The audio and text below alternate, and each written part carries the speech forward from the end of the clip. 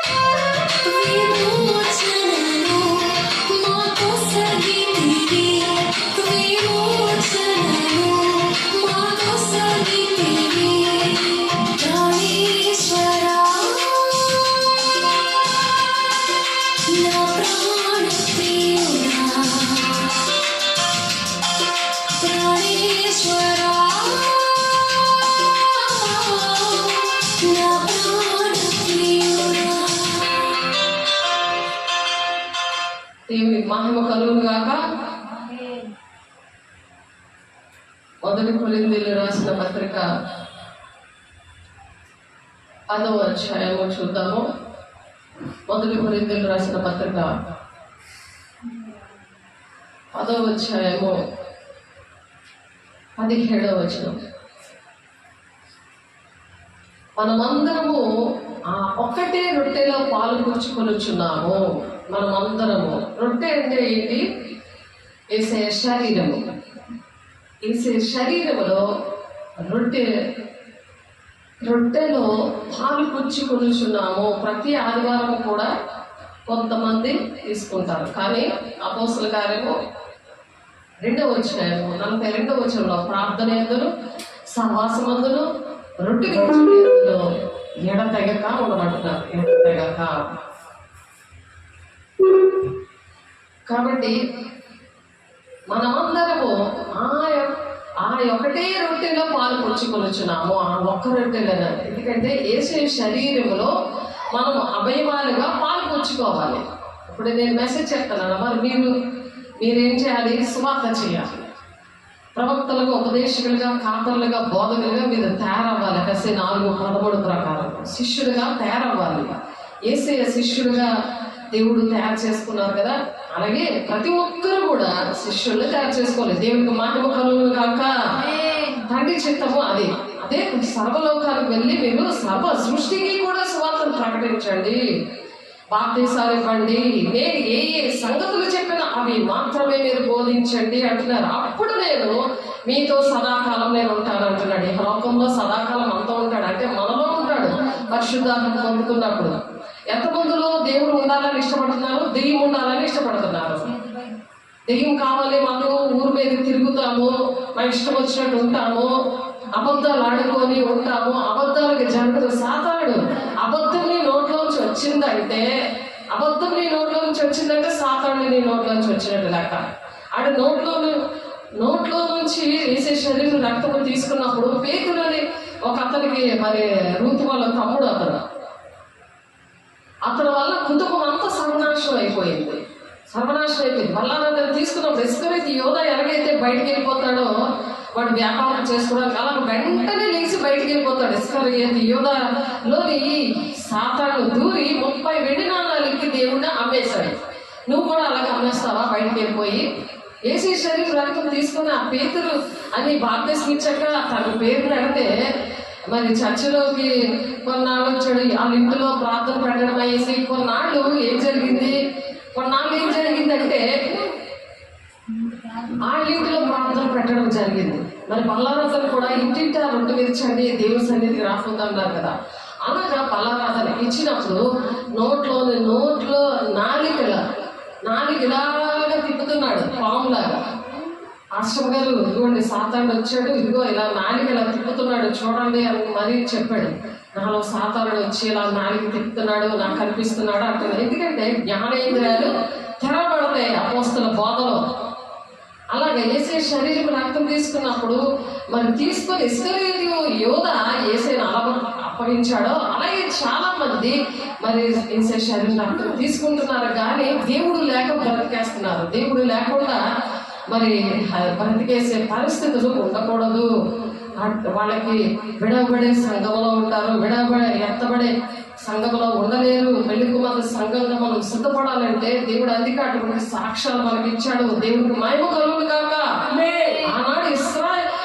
ఆనాడు ఎలాగైతే దేవుడు మనల్ని ఆ మనిషికి ఎలాగైతే దేవుడు ఆ ఇస్కరియోతు యూదాని మరి అందరి శిష్యుల్ని కూడా ప్రాణం పెట్టినందుగా వాళ్ళు ఎలాగైతే ప్రేమించాడో అలాగే విశ్వాసంని ఇప్పుడు ప్రేమిస్తుంటే మరి ఇస్కరియోతు యూదా ఆ విశ్వాసంలో దూరుతున్నాడు. వ్యాపారం చేద్దాం అనుకుంటున్నారు, దేవునితో బిజినెస్ చేద్దాం అనుకుంటున్నారు. కాబట్టి అలాగా మనం ఉండకూడదు. అలా సాతానుడు వచ్చినప్పుడు వాడు ఉండనివ్వడు, కూర్చొనివ్వడు, ఎవరిని కూడా కూర్చొనివ్వడు. వాడు చాలా బాధ పెడతా ఉంటాడు. కాబట్టి దేవునికి లోబడి దెయ్యాన్ని వెళ్ళగొట్టండి అంటున్నాడు. దేవునికి లోబడి దెయ్యాన్ని వెళ్ళగొట్టాలి. దేవుని కౌగిలించుకుంటారా, దెయ్యాన్ని కౌగిలించుకుంటారా చెప్పండి? దేవుని కౌగిలించుకోవాలి, దెయ్యాన్ని వెళ్ళగొట్టాలి. అది ఎక్కడుంది ఆ వాక్యం? యాకోబు 4:7 నాకు లోబడండి, దుష్టుని ఎదిరించండి, మీ అందరుడు పారిపోతాడు అన్నాడు. ఎవరో ఎదిరించాడు కాదు, నువ్వే ఎదిరించుకోవాలి. ఎందుకంటే అలా నేను నరకాల పట్టిపోతాడు, ఊరంతా తిప్పుతాడు, ఊరకొక్కలో నిన్ను సన్నిధిలో కూర్చోండి. నేను ఎవడు నిన్ను అలా బాధపడుతున్నాడు, నేను ఏడిపిస్తున్నాడు. ఒకసారి ఆలోచించు. చెడు వ్యసనాలు గురైపోతున్నారు. ఊరు కుక్క పిల్లలాగా తిరుగుతున్నారు. చిన్నపిల్లలు అయితే ఎలా పాడైపోతున్నారు. తల్లిదండ్రుల దోషాలు పిల్లలు ఒడిలో పోస్తానన్నాడు, చెప్తున్నాడు దేవుడు. అలాగా పోస్తున్నప్పుడు ఆ దుష్టుడు మనల్ని ముట్టకుండా మనల్ని మనం భద్రం చేసుకోవాలి. పరిశుద్ధాత్మతో, వాక్యముతో, వాక్యానుసారంగా నడుస్తా వేసే శరీర రక్తము మరి తెగక తీసుకుంటూ దిద్దుబాటు చేసుకుంటూ ప్రతి చిన్నది దేవుని దగ్గర ఒప్పుకొని కృపాసింహాసనం దగ్గర మనం విమర్శించుకుంటూ తీసుకోమని చెప్తున్నారు. 1 కొరింథీ 11వ అధ్యాయంలో ఆ విధంగా చెప్తున్నారు. మరి నన్ను జ్ఞాపకం చేసుకుందుకే దీన్ని చేయడని అదే అధ్యాయంలో 24-25 చెప్తున్నారు. తీసుకొని ఏం చేయాలి? 26వ వచనం ఉంటుంది. 1 కొరింథీ 11:26 ఆయన మరణాన్ని ప్రచురణ చేయండి అని. మరి ఈ సంఘంలో మరి ఇంటిలో మరి దేవుని సంఘము అక్కడ కూడా సంఘం ఉంది. ఆ ఇంటిలో కూడా ఆ సంఘము అక్కడ నైట్ ప్రార్థన చేసినప్పుడు ఉదయానికల్లా ఒక ఆమెకి ఆ మరణాన్ని ప్రచురణ చెయ్యమని సమరయ స్త్రీ ఎలాగైతే ఆ యాకోబు బావి దగ్గర ఆ బావిని చూపించారు దేవుడు, అలాగా దేవుడు ఆ సువార్త ప్రకటించమని దేవుడు చేశాడు. దేవుడు ఆ సువార్త ప్రకటించమని చెప్పారు. ఆమెకు ముందు చిన్నపిల్లలకు ప్రకటన చేయమని చెప్పారు. కానీ మరి ఆ చిన్నపిల్లల విషయంలో అది చేస్తూ మరి పెద్దోళ్ళు కూడా ఆ సువార్తను ప్రకటించాలి. గ్రామాలు ఇప్పుడు చేస్తున్న జనగుడ్డి, ఆ గుంపులం ఏరియా, ధర్మపూరి ఏరియా మరి అక్కడ చేయడానికి దేవుడు ఏంటంటే చూపించడానికి సువార్త ప్రకటించమని దేవుడు ఈరోజు ఆమెతో మాట్లాడారు. దేవునికి మహిమ కలుగును గాక. మనమందరం ఒకటే రొట్టెలో ఇలాగ ఈ విధంగా పాలు పుచ్చుకొనుచున్నాము. దేవుడు ఒక రొట్టెని విరిచి మరి కృతజ్ఞతాస్తుతులు చెల్లించి విరిచి ఇచ్చాడు కదా శిష్యులకి. అలాగే మన శిష్యులకి మనము దేవుడి పిల్లలుగా మనము తయారు చేసిన శిష్యులకి మన ద్వారా సువార్త చేసినప్పుడు ఆ శిష్యులకి ఇవ్వమని ఒక ఆమెకు చెప్పారు. వినిత ఒక ఆమెకు చెప్పారు. ఇప్పుడు ఇంకొక ఆమెని ఇప్పుడు ఇక్కడ వాడుకుంటున్నాడు. కాంతిని ఇక్కడ ఈ చర్చలో వాడుకుంటున్నాడు. కాబట్టి దేవుడు మరి అవిధేయతగా ఉన్న బిడ్డల దీవెన మరి రావాలని మనం ప్రార్థన చేస్తున్నాము. విధేయత చూపించిన బిడ్డని దేవుడు ఆశీర్వదించాలని కోరుకుంటున్నాము. ఎందుకు? దేవుడు నా ఎందు మీరు మీ అందరూ మాట్లాడితే ఏది అడిగితే నేను ఇస్తా అంటాడు. దేవుని అందు ఆ విధంగా ఉండాలి. ప్రతి ఒక్కరు కూడా అదే ఆ విధంగా ఆ రొట్టెలో పాలు పంచుకున్న బిడ్డలు ఆ మరణాన్ని అలా ప్రకటన చేయమని దేవుడు వారితోటే మాట్లాడి అట్టి విధంగా దీవించిన దేవునికి మహిమ కలుగును గాక. కాబట్టి ఒక్క శరీరం అనే రొట్టె ఒకటే కనుక అనేకులమైన మనము, రొట్టె ఒకటే కానీ అనేకులమైన మనము ఒక్క శరీరమై ఉన్నాము. ఒక్క శరీరము కాబట్టి ఒక్క శరీరం అంటే ఒక సంఘములో అందరికి కూడా ఏకాత్మ ఉండాలి, ఏక మనసు ఉండాలి. ఆ ఏకాత్మతోనే ఉన్న పెలుగురుమంత సంఘము కోసము దేవుడు ద్వారం దగ్గరే ఉన్నాడు. ఆ పెళ్లి విందులో ఉండడానికి, యుగగాలు దేవునితో ఉండడానికి దేవుడు రాబోతున్నాడని ఒక గొప్ప వ్యక్తి, ఒక సైంటిస్ట్ చెప్పాడు. ఈ మధ్యన చెప్పాడు. తనకి దేవుడి కోసం తెలియదు కానీ దేవుడు వస్తున్నాడు అని చెప్పాడు. కాబట్టి అంచె దినాల్లో శరీర ప్రకారమైన ఇస్రాయేలు చూడడి బలి అర్పణ వాటిని తినువారు బలిపీఠముతో పాలివారు కారా అంటున్నారు. ఇక నేను చెప్పినదేమి విగ్రహార్పితములో ఏమైనా ఉన్నదని అయినను విగ్రహములో ఏమైనా ఉన్నదని అయినను చెప్పేదనా లేదు కానీ అన్యజనులు అర్పించే బదులు దేవునికి కాదు దెయ్యములకే అర్పించుచున్నారని చెప్పుచున్నాను. దేవునికి కాదు దెయ్యముగా అర్పిస్తున్నారు. అన్ని జనులాగా మీరు ఉండి అటు అబద్ధమాడుతూ, అటు బూతులాడుతూ, అటు సినిమాలు చూస్తూ, సీరియల్స్ చూస్తూ, దోషిగా ఉంటూ, దూషణ మాట్లాడుతూ, మాయ మాటలు చెప్తూ, మోసం చేసి మోసపు మాటలు చెప్తూ, తల్లిదండ్రుల్ని మరి టీచర్ని మరి ఉద్యోగం చేస్తున్న దగ్గర ఏమి మాయ చేస్తున్నా సరే అది అన్యజనులు లెక్క వస్తుంది. నువ్వు ఏది చేసినా సరే అది దెయ్యములకు అర్పిస్తున్నట్టు వస్తుంది. కాబట్టి మీరు దెయ్యములతో పాలివారు కూడా నాకు ఇష్టం లేదు అని పౌలు గారు చెప్తున్నారు కొరింథీ సంఘానికి. మీరు ప్రభు పాత్రలోనిది దెయ్యముల పాత్రలోని కూడా త్రాగనేరరు. అలా చేసి విమర్శించుకోకుండా తీసుకున్నందువలనే వాళ్ళలోనికి దెయ్యం వచ్చి అది తీసుకున్నందువలన అది ఏలుబడి చేస్తూ ఉంటుంది. అదేమించి దానికి దీనికి పడదు కదా. దాన్ని అలాంటప్పుడు ఏం చేయాలి? దేవునికి లోబడి ఆ దెయ్యాన్ని అలగొట్టుకోవాలి. లోబడకపోతే ఏంటవుతుంది? అది అలా గల్లీలు పెడుతుంటుంది, చర్చలో కూర్చొనే ఉంటుంది, అబద్ధాలు ఆడుకుని ఊరి మీద తీసుకెళ్ళిపోయి దాని ఇష్టం వచ్చేట్టు అది వాడుకోవడానికి చూస్తూ ఉంటుంది. దేవునిలో వాడబడితే మంచిదా? దేవుని శరీరము రక్తం తీసుకొని ఇస్కరేతు యోధాలాగా ప్రవర్తించడం మంచిదా? చెప్పండి. ఏసే శరీరం రక్తం చూసుకొని ఏసే మరణం ప్రచురణ చేయాలి. సాతాను ఉద్దేశాలు పెట్టుకుంటూ అది దిద్దుబాటు చేసుకోకుండా తీసుకోకూడదు.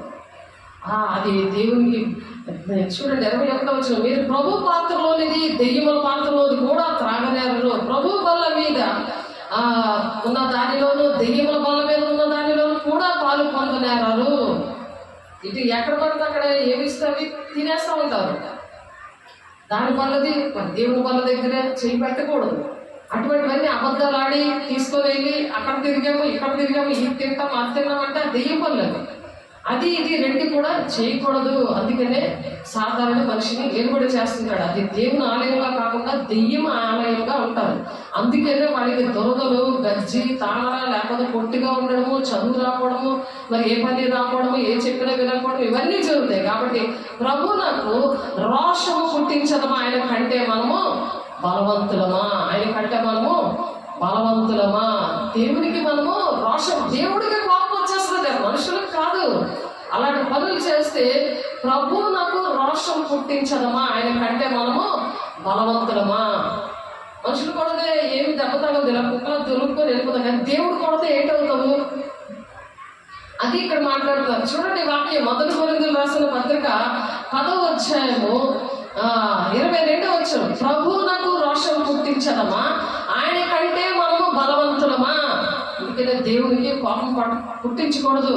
దేవుని శరీరం రక్తం తీసుకున్నప్పుడు చాలా మనం దేవునికి వణుకుతా ఉండాలి. దేవునికి ఇష్టంగా మనం ఉండాలి. అన్ని విషయంలో నాకు స్వతంత్రము కలదు, కానీ అన్నీ చేయదగినవి కాదు. మనకి ఏంటంటే పరిశుద్ధాత్మ పొందుకుంటాము, నాకు స్వతంత్రం ఉంది, నాకు ధైర్యం ఉంది, దేవుడు నాకు ధైర్యం ఇచ్చాడు, తిరిగి తన ఆత్మను నాకు ఇవ్వలేదు అని మనము విర్రవేయకూడదు.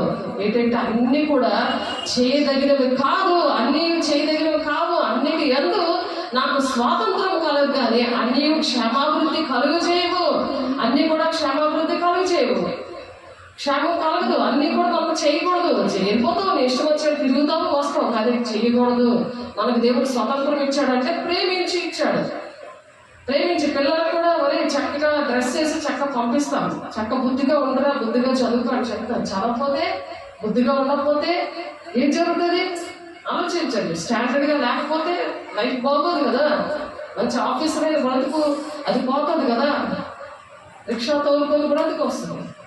తల్లిదండ్రులు ఎలా బాధపడుతున్నారో యేసయ్య కూడా అలాగే తన ప్రాణాలు పెట్టి ఆయన శరీరం రక్తం ఇచ్చినప్పుడు సంఘము యేసయ్య శరీరము రక్తము ఇచ్చి కొన్నాడు అని వాక్యం చెప్తుంది. అపోస్తల కార్యంలో 28లో ఉంటుంది. ఏంటంటే ఆయన శరీరము సంఘము, ఆ సంఘాన్ని ఏంటంటే ఆయన రక్తం ఇచ్చి కొనుక్కున్నాడు. ప్రకటన 5వ అధ్యాయంలో కూడా 9-10 వచనాల్లో ప్రతి మనిషిని, నానా భాషలు మాట్లాడుతున్న వారిని, ప్రతి దేశంలో ఉన్న వారిని ఆయన రక్తం ఇచ్చి కొనుక్కున్నాడు.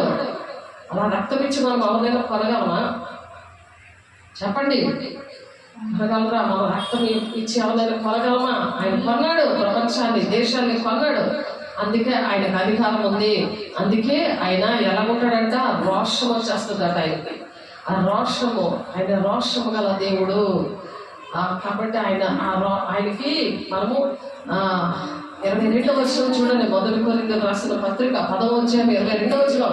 ప్రభువునకు రోషము పుట్టించదమా, ఆయన కంటే మనం బలవంతులమా అనే క్వశ్చన్ మార్క్ ఉంది అక్కడ. అన్ని విషయములందు నాకు స్వాతంత్రము కలదు కానీ అన్నీ చేయదగినవి కాదు. అన్నిటి ఎందు నాకు స్వాతంత్రము కలదు కానీ అన్నీ క్షేమాభివృద్ధి కలిగజేయవు. నీకు స్వాతంత్రం ఉంది, నువ్వు తిరుగుతావు, కానీ నీకు క్షేమం కలగదు, నీకు క్షేమాభివృద్ధి జరగదు. నీ దేవుడు నీ మీద అనుకున్న ప్రణాళికలు ఆగిపోతాయి. తండ్రి చిత్తం నెరవేర్చకపోతే దేవుని రాజ్యం ఉండదు. ఎవడునూ తన కొరకే కాదు, ఎవడునూ తన కొరకే కాదు, ఎదుటి వాడి కొరకు మేలు చేయి చూచుకోవడం వల్ల నీ ఎంత నువ్వే బతికిది అదొక బతుకు కాదు. నీ వల్ల అనేక మందికి మేలు జరుగుతుందా లేదా అని ప్రతి క్షణం కూడా మనం ఆలోచించాలి. దేవునికి మహిమ కలుగును గాక. మన సాక్షి నిమిత్తము ఏ విచారణ చేయక కటిక వాని అంగడిలో అమ్మునదేదో దానిని తినచ్చు.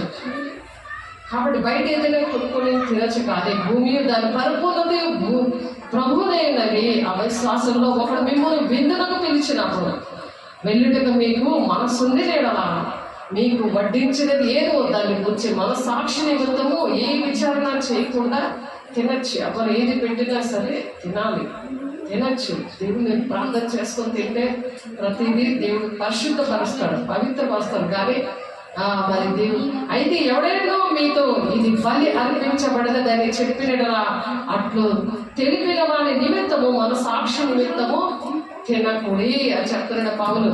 మన సాక్షి నిమిత్తము. కాబట్టి ఆ మనసాక్షి అనేది మనల్ని గద్దిస్తుంది అన్నమాట. మనసాక్షి అనేది ఉండాలి.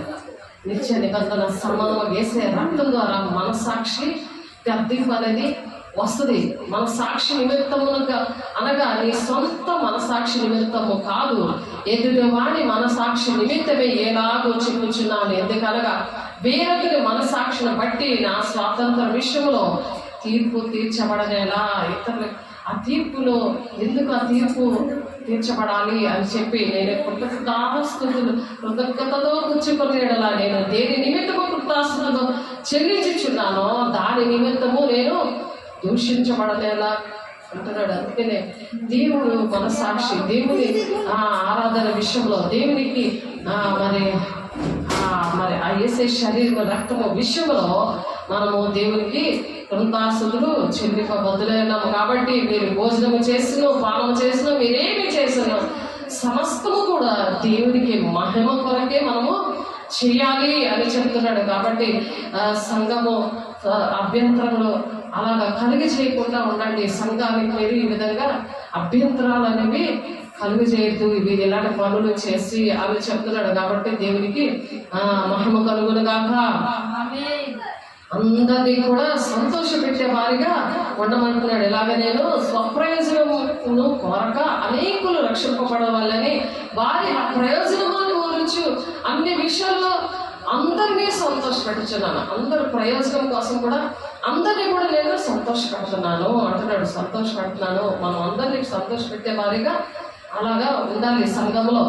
కాబట్టి ఆయన శరీరము రక్తము తీసుకున్నప్పుడు దేవునికి ఇష్టంగా ఆ విధంగా దేవుడు బ్రతకాలని ఆశపడుతున్నాడు దేవుని బిడ్డ.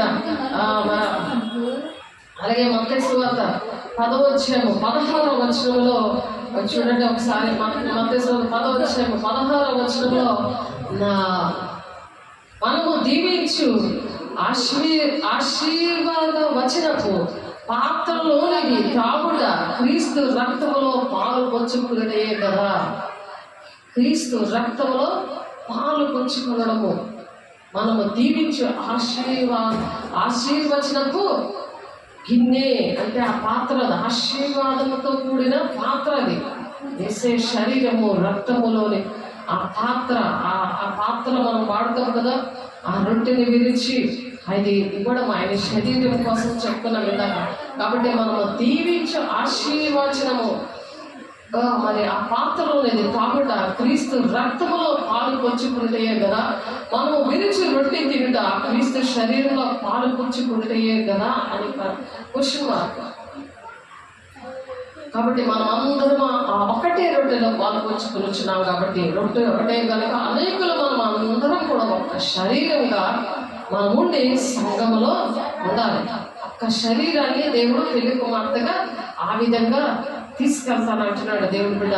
మనం ఆ సంఘంలో ఆ విధంగా బుద్ధిగా దేవుని మాటలు వినాలి, సేవకుల మాటలు వినాలి, మరి వాక్యాన్ని ఆ విధంగా ఉండాలి అని దేవుడు ఆశపడుతూ 1 పేతురు 3వ అధ్యాయము 7వ వచనంలో 1 పేతురు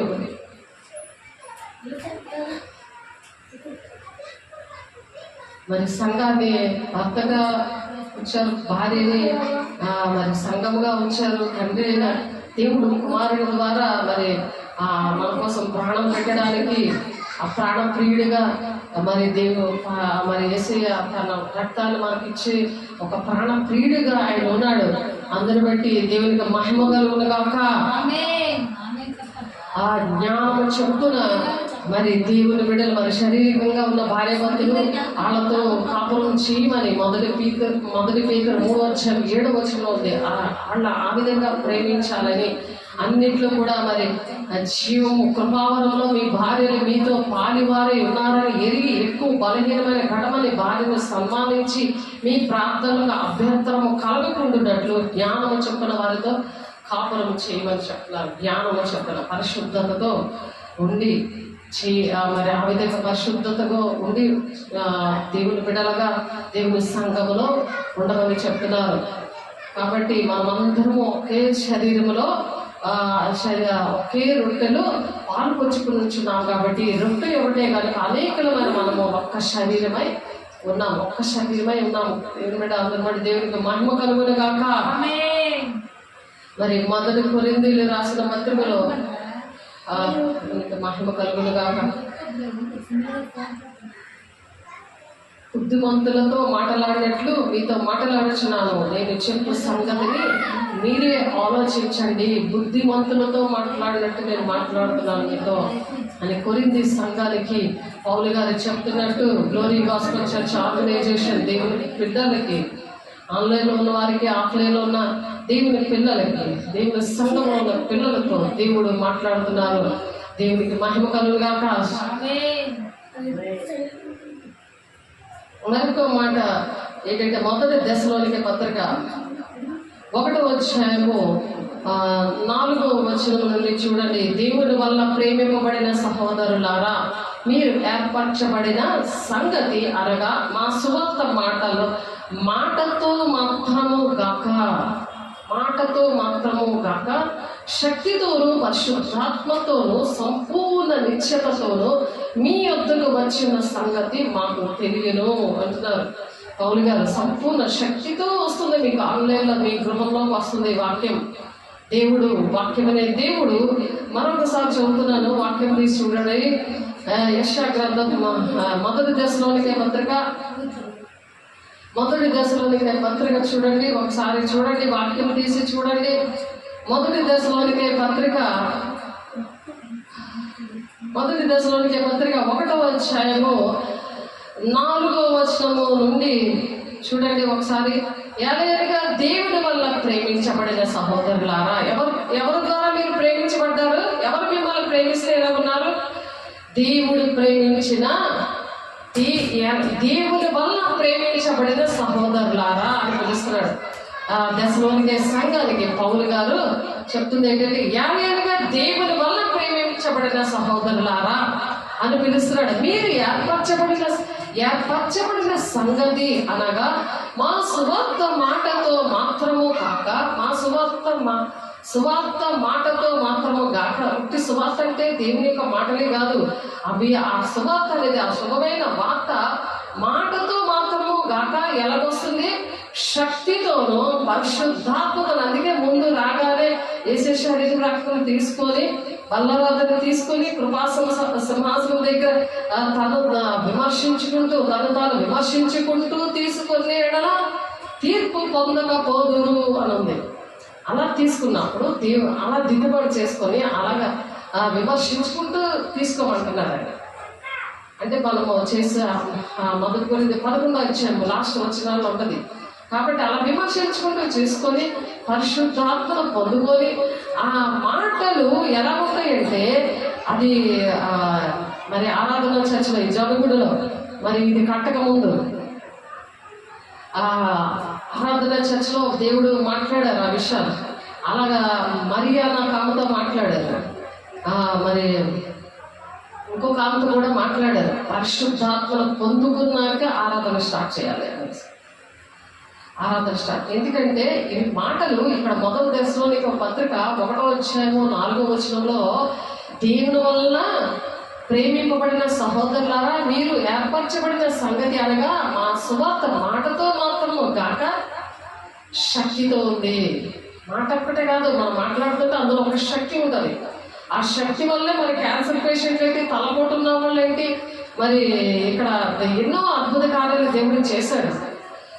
మరి బ్లీడింగ్ ఆగకుండా మరి మెన్సెస్ అయినప్పుడు బాగా ఆ 3 రోజులు కూడా అది ప్రసవ వ్యాధుల కన్నా భయంకరమైన నొప్పి సాతానుగాడు కనిపించేవాడు. ప్రార్థన చేస్తుంటే కనిపించేవాడు. అది ఇలా దిగుతున్నట్టు తెలిసేది. ప్రార్థన ఇక్కడ నుండి చేస్తుంటే వాక్యం చెప్తుంటే పరిశుద్ధాత్మ శక్తి వాళ్ళలో దూరేది. ఇంగ్లాండ్లో క్యాన్సర్ పేషెంట్గా అలా జరిగింది. ఇక్కడైతే మరి ఆ దెయ్యం ఏంటంటే అలాగ దిగుతున్నట్టు చూపించారు, కలలో చూపించారు. వాంతి అవుతుంటే దాన్ని యేసులో బయటికి రమ్మని ఆజ్ఞాపిస్తున్నారని మరి ఆమె ప్రార్థన చేసింది. ప్రార్థన కూడా నేర్చుకోవాలి సేవకుల దగ్గర. ఇంటిలో అలా విలవిలలాడిపోతుంటుంటే ఫోన్ చేసినప్పుడు వాంతులైపోయేవి. ఇంకొక విషయంలో ఎందుకంటే సాతానుకి లోపడుతుంది. మరి అబద్ధ బోధకులకి ఒక 20 రూపాయలు ఇచ్చింది, అడుక్కొని వాళ్ళకి వస్తుంది. ఏంటో సన్నిధికి వచ్చి దేవుని డబ్బులు ఇవ్వడం కాదు, అదేంటంటే ఏదైనా ఒకటి ఎవరా అని అక్కడ అంటే ఇస్తే వచ్చే సంఘాల దగ్గర నేర్చుకున్నారు. డబ్బులు ఇచ్చి జనాలు పోగేసే సంఘం నుండి వచ్చింది ఆమె.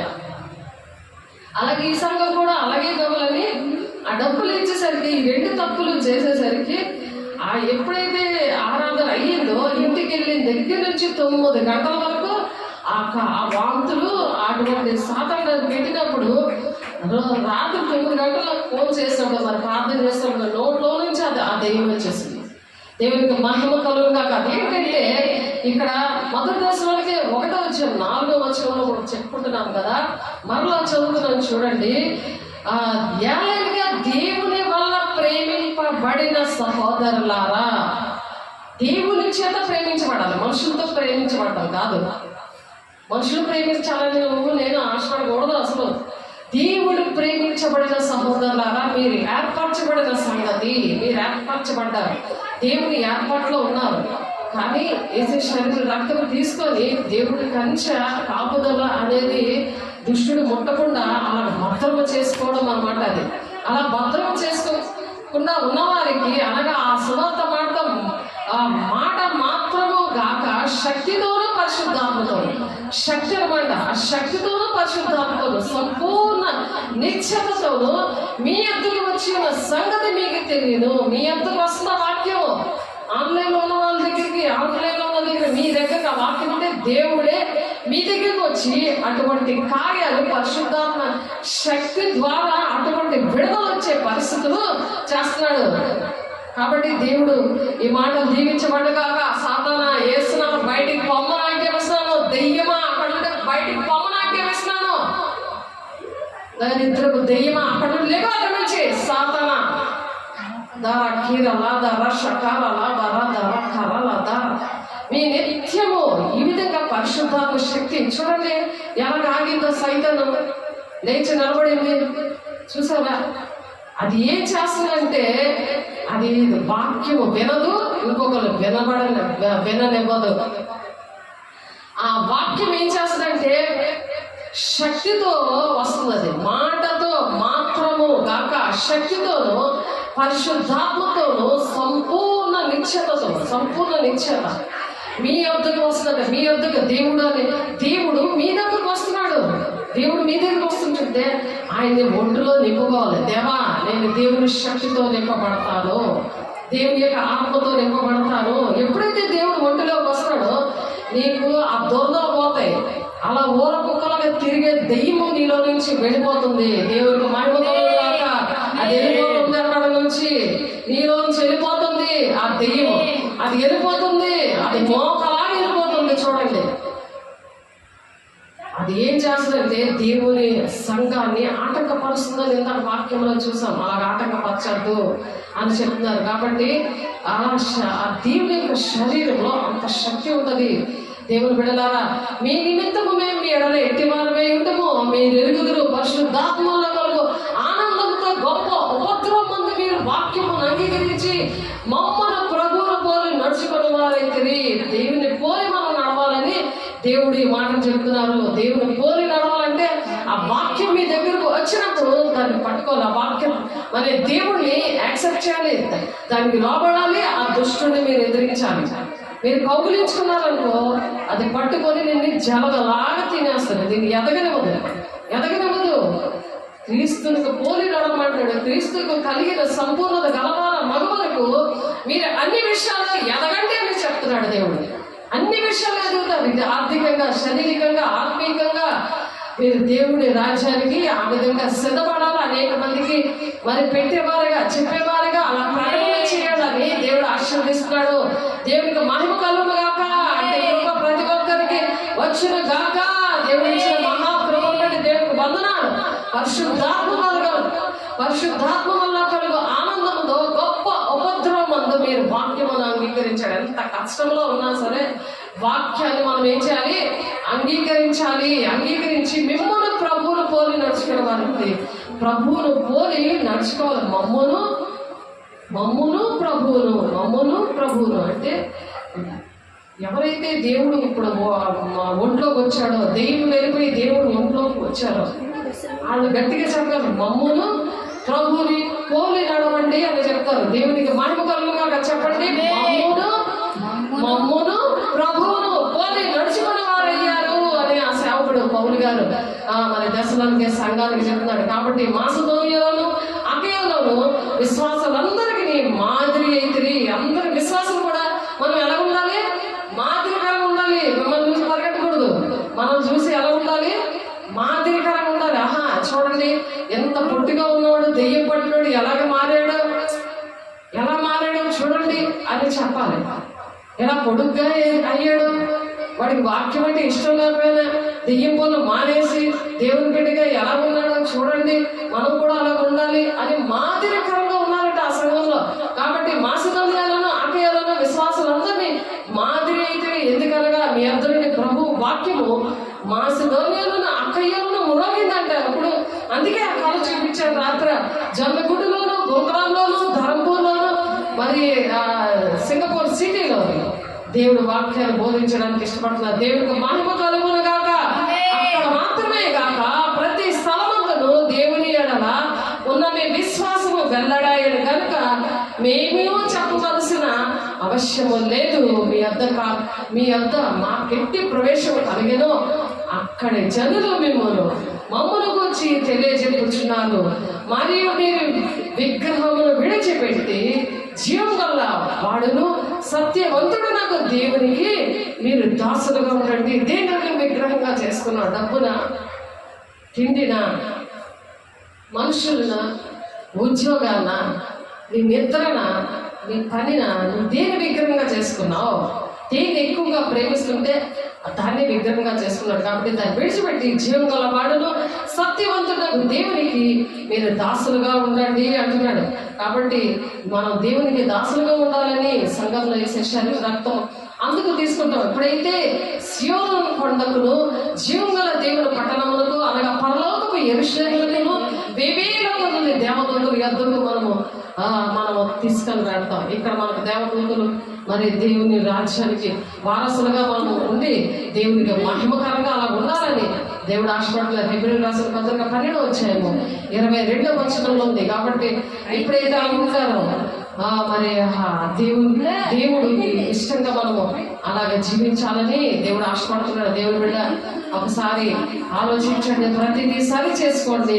దేవుడు సరి చేసుకోమంటున్నాడు. దేవునికి ఇష్టంగా మరి బ్రతకమని చెప్తున్నాడు. దేవుని ఉగ్రత మన మీద రాకుండా ఉండడానికి వాక్య స్వరూపి మనతో మాట్లాడుతుండగా మనము దేవుని రాజ్యంలో ఆశీర్వాదకరంగా ఉండాలని దేవుడు ఈ మాటలు దీవిస్తున్నాడు. కాబట్టి దేవుడు ప్రార్థన చేసుకుందాము. దేవునికి మహిమ కలుగును గాక. మత్తయి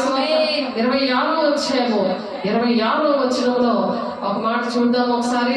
వారి భోజనము చేయించుండగా యేసు ఒక రొట్టె పట్టుకొని దాన్ని ఆశీర్వదించి విరిచి తన శిష్యులకు ఇచ్చారు. మీరు తీసుకొని తినండి, ఇది నా శరీరం అని చెప్పారు. ఇది జీవితాంతం కూడా ఆ యేసే శరీరం తీసుకున్నామండు. ఆ విధంగా మనం జ్ఞాపకం చేసుకోవాలి, అనుక్షణము జ్ఞాపకం చేసుకోవాలి. నన్ను జ్ఞాపకం చేసుకుంటే దీన్ని చేయండి అంటున్నారు. కాబట్టి ఎడతెగక తీసుకోవాలి. తీసుకున్నప్పుడు ఆయన మరణాన్ని ప్రచురణ చేస్తున్నప్పుడు భయం కలుగుతారంట సాతానికి. కాబట్టి అపోస్తుల్లా వాడబడతారని ఉంది. అపోస్తులు 2:43 అపోస్తుల్లా వాడబడడానికి అపోస్తుల పరిచర్య దేవుడు మనకి ఇచ్చారు. అందుని బట్టి దేవునికి వందనాలు చెల్లిస్తూ ప్రార్థన చేసుకుందాం. పరిశుద్ధుడా, ప్రేమ గల దేవ, అభిషక్తుడా, అయ్యా నీ కృపగల నామంలో, నీ మహిమ గల నామంలో, నీ శక్తి గల నామంలో ప్రభా మీరు మమ్మల్ని దీవించారు, ఆశీర్వదించారు. అనేక మందికి భయంకరమైన దినాల్లో ప్రభా అయా తండ్రి వార్తలు ప్రకటించడానికి ఈ రోజు మాట్లాడున్నారు ప్రభా. నీ బిడ్డతో ప్రభా అయా అటువంటి అభిషేకం దయచేయండి. మనుషులపై చూడకుండా నీ వైపు చూసి అయా తన కుటుంబాన్ని రక్షించుకోవడానికి, అయా ఊరిని దేశాన్ని మేము రక్షించడానికి ప్రభు సహకారులు మీరు లేవనెత్తుతున్నారు. నీకు వందనాలు. మమ్మల్ని దీవిస్తున్నారు. యెషయా 65 ప్రకారం దీవించడానికి ఇష్టపడుతున్నారు. నాతో మాట్లాడారు నాయన. నీకు వందనాలు నాయన, వందనాలు వందనాలు ప్రభా. అయ్యా నీకు లోబడుతున్నాం అయ్యా. అక్కడికి వచ్చిన ప్రతి దురాత్మ శక్తులారా యేసు నామములో కాలిపోవుగాక. మా జీవితాల్లోంచి, సంఘాల్లోంచి, మా బిడ్డలో నుంచి, మా ఆత్మీయ బిడ్డల నుంచి ప్రభా, సేవలో నుంచి, కుటుంబాల నుంచి, దేశంలో ప్రభా అయా శాంతి, సమాధానం, నెమ్మది నీ వాక్యం ద్వారా అయా తండ్రి సూటిగా తండ్రి మాట్లాడిన దేవా వాక్యము నూరంతగా ఫలవంతంగా ఫలింపు దయచేసి సమస్త మహిమ, ఘనత, ప్రభావాలు మీకే చెల్లిస్తూ వేసే పరిశుద్ధ నామములో బ్రతిమలాడి వేడుకుంటున్నాం తండ్రి. ఆమేన్. తండ్రి యొక్క దీవెనలు, మానిక కృప, పరిశుద్ధాత్మిక నిత్య సహవాసము సదాకాలము సకలోక పరిశుద్ధులకి అయా ప్రతి ఒక్కరికి కూడా రక్షణ భాగ్యము అయా నీ సాక్షిగా నిలబడడానికి మీరే సహాయం చేసి సదాకాలము తోడైంది నడిపించును గాక. ఆమేన్. దేవునికి మహిమ కలుగును గాక. God bless you. దేవుడు మిమ్మల్ని దీవించి ఆశీర్వదించును గాక. ఆమేన్.